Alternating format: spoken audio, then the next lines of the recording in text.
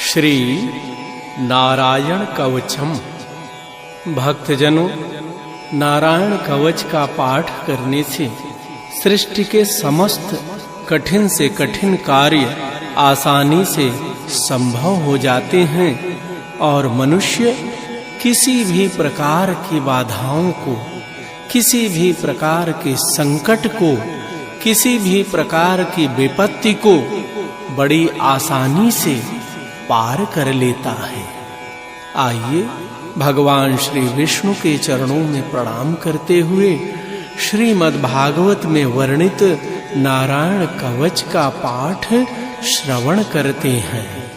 राजो उवाच यया गुप्तः सहस्राक्षः सवाहान् रिपुसैनिकान् क्रीडन्निव विनिर्जित्य त्रिलोक्या बुभुजे श्रियम् भगवंस्तन्ममाख्याहि वर्म नारायणात्मकम्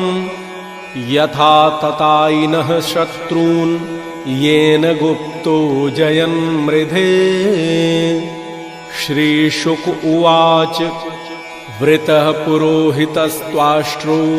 महेन्द्रायानुपृक्षते नारायणाख्यं वरमाह तदिहैकमनाः शृणुः।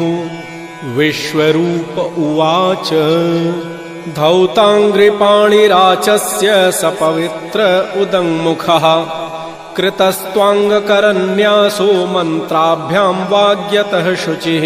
नारायणमयं वरम संह्योदभय आगते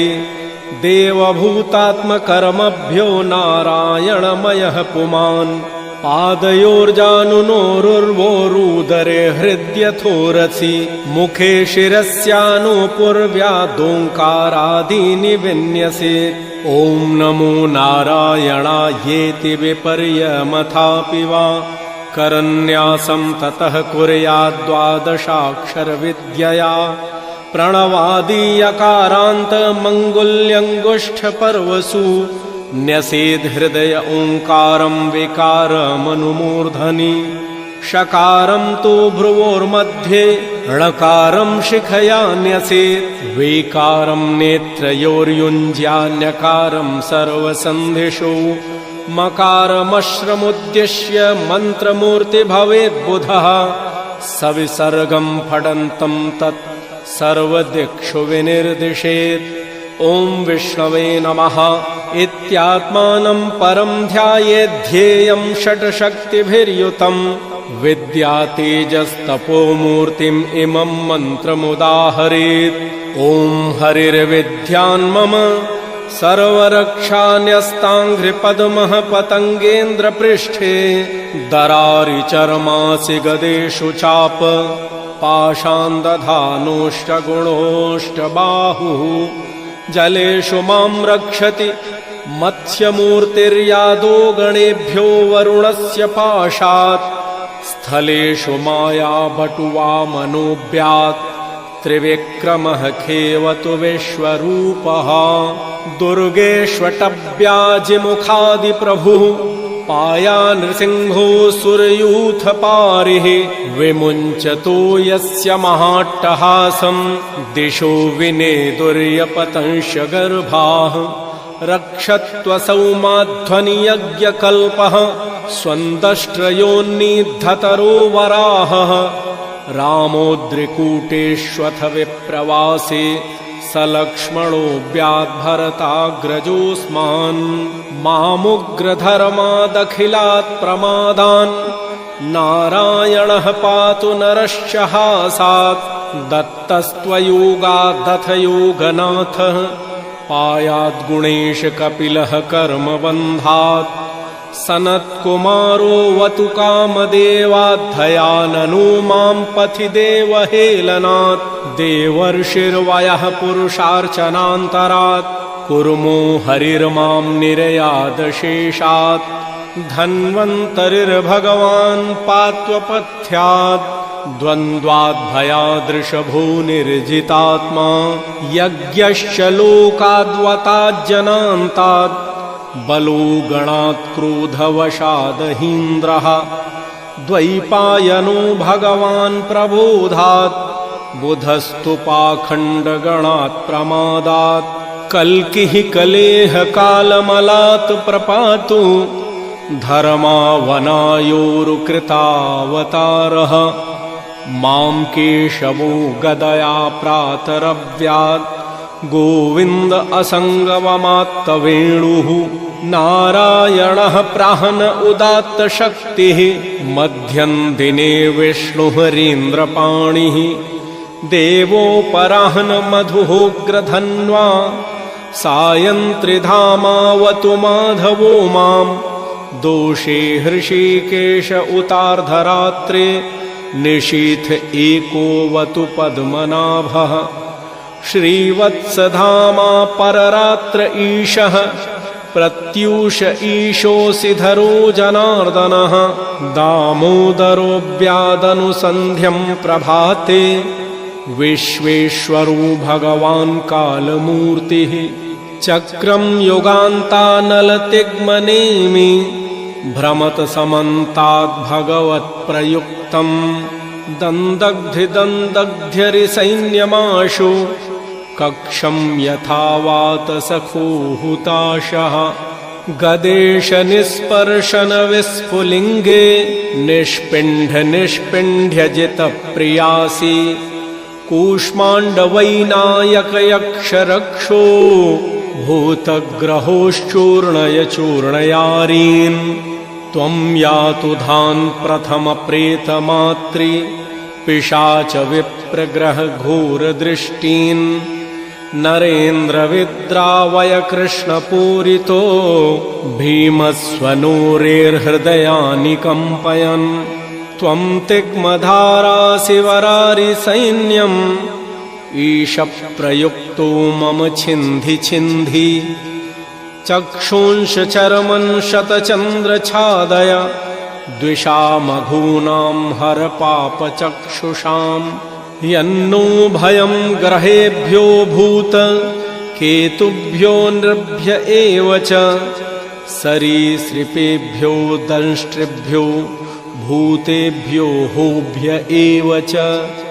सर्वाण्येतानि भगवन् नामरूपास्त्रकीर्तनात् प्रयान्तु संक्षयं सद्यो येन श्रेयः प्रतीपकाः गरुडो भगवान् स्तोमच्छन्दोमयः प्रभुः रक्षत्वशेषकृच्छेभ्यो विश्वक्सेनस्य वाहनम् सर्वापद्भ्यो हरेर्नाम रूपयानायुधानि नः बुद्धीन्द्रियमनः प्राणान् पान्तु पार्षदभूषणाः यथा हि भगवानेव वस्तुतः सदसच्च यत् सत्येनानेन नः सर्वे यान्तु नाशमुपद्रवाः यथैकात्म्यानुभावानां विकल्परहितः स्वयं भूषणायुधलिङ्गाख्या धत्ते शक्तिः स्वमायया तेनैव सत्यमानेन सर्वज्ञो भगवान् हरिः पातु सर्वैः स्वरूपैर्नः सदा सर्वत्र सर्वगः विदिक्षो दिक्षोर्ध्वमधः समन्तादन्तबहिर्भगवान् नारसिंहः प्रहापयं लोकभयं स्वनेन स्वतेजसाग्रस्तसमस्ततेजाः मघवन्निदमाख्यातं वर्मनारायणात्मकं विदेश्यस्यञ्जसा येन दंशितो सुरयूथपान् एतद्वारयमाणस्तु यं यं पश्यति चक्षुषा पदावा संस्पृशेत् सद्यः साध्वसात् स विमुच्यते न कुतश्चिद् भयं तस्य विद्यां धारयतो भवेत् राजदस्युग्रहादिभ्यो व्याध्यादिभ्यश्च कर्हिचित् इमां विद्यां पुरा कश्चित् कौशिको धारयन् द्विजः योगधारणया स्वांगं